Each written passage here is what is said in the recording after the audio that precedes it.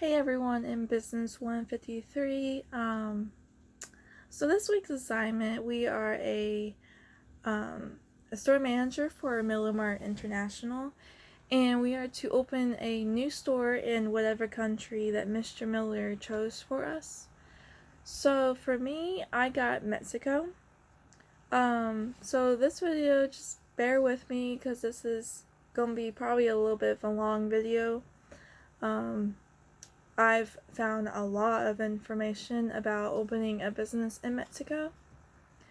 So for starters, and in advance, I'm sorry for if this sounds like a little bit jumble information, but it will all make sense. So since the NAFTA, which is the North American Free Trade Agreement, many of the restraints placed on Americans seeking to operate or invest in businesses in Mexico have been erased. The process will become even easier in the upcoming years as Mexico is starting to recognize the necessity of foreign investment. And it also says that Mexico is the easiest country in Latin America to start a business as it's faster and much less complicated to do so. Although it is easy to start up a business in Mexico, you must follow steps and Mexico rules to begin. So the first step to start a business in Mexico is to submit a request to the Ministry of Foreign Affairs, where 5 possible business structures are listed in order of preference for the company.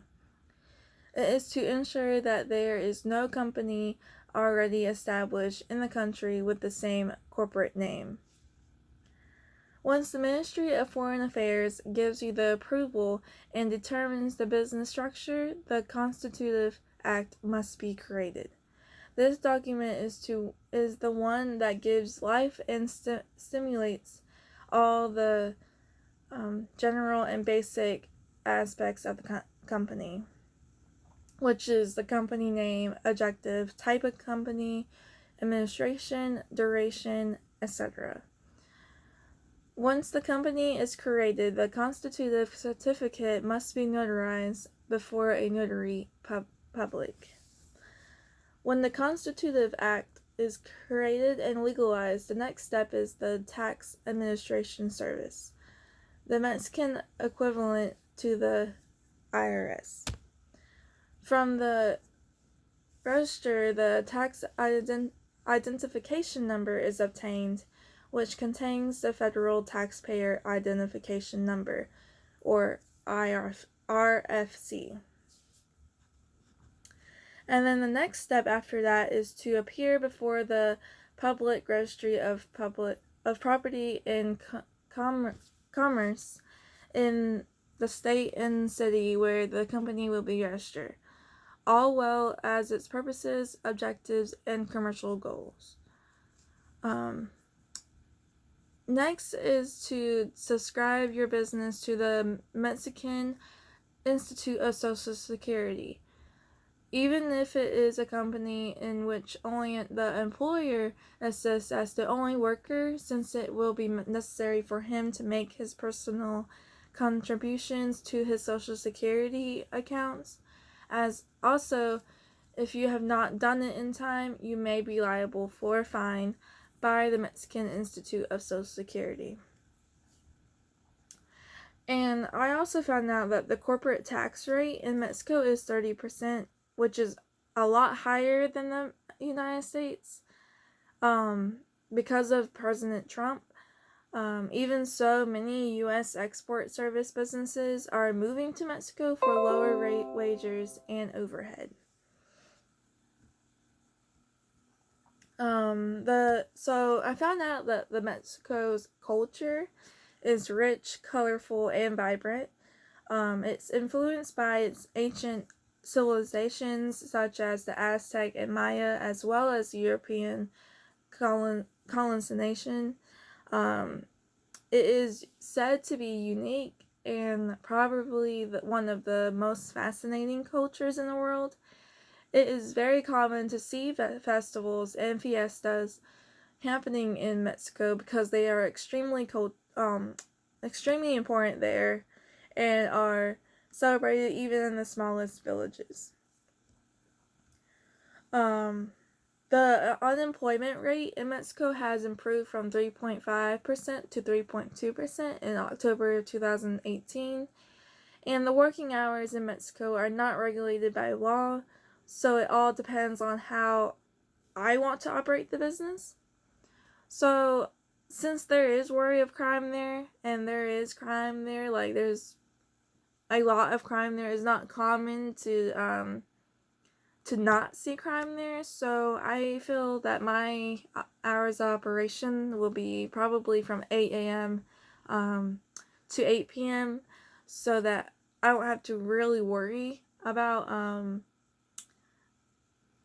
like people robbing my store or like other crime to my employees after 8 p.m., which it'll be probably nighttime by then, so I won't have to worry about really about any of that.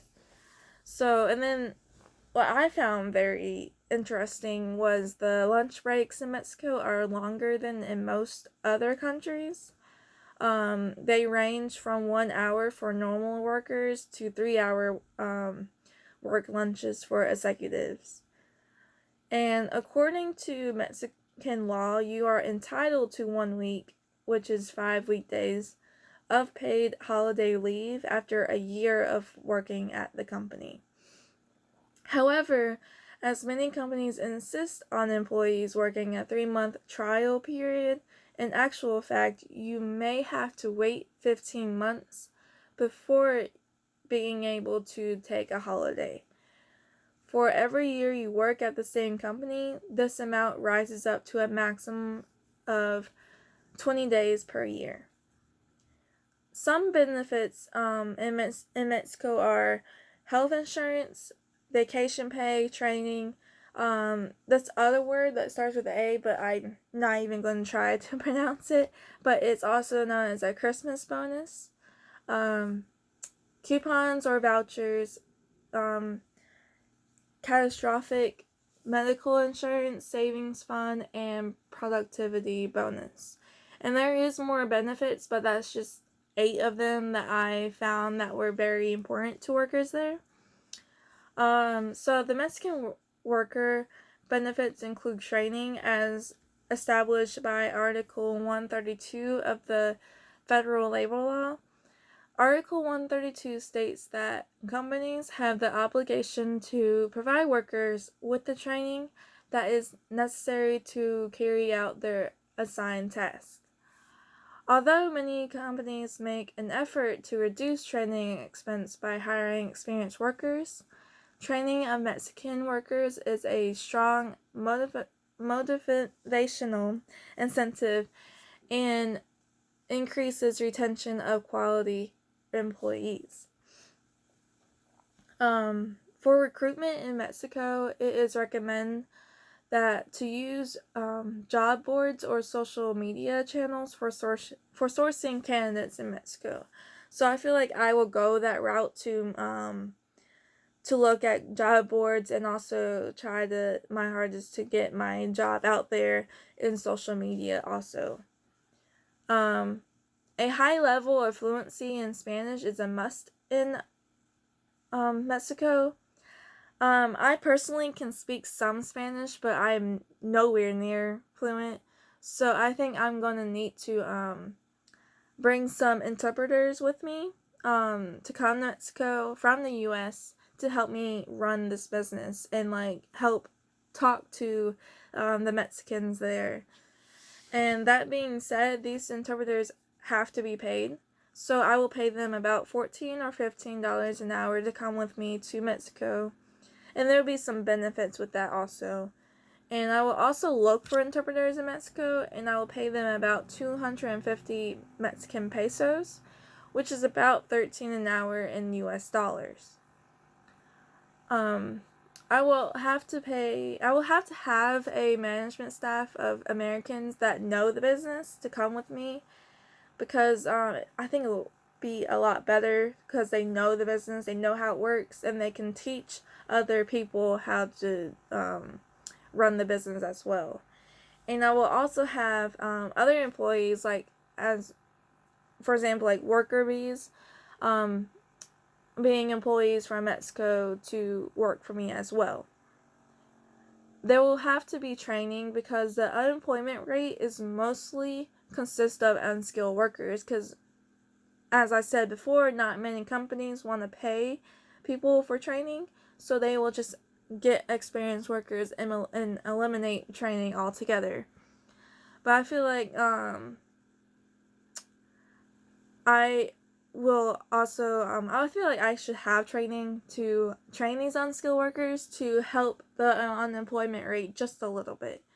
Um, I will mostly look for experienced workers, but I will also hire some unskilled workers that are educated in knowing how to read, in hopes of the experienced workers to help with training the unskilled workers.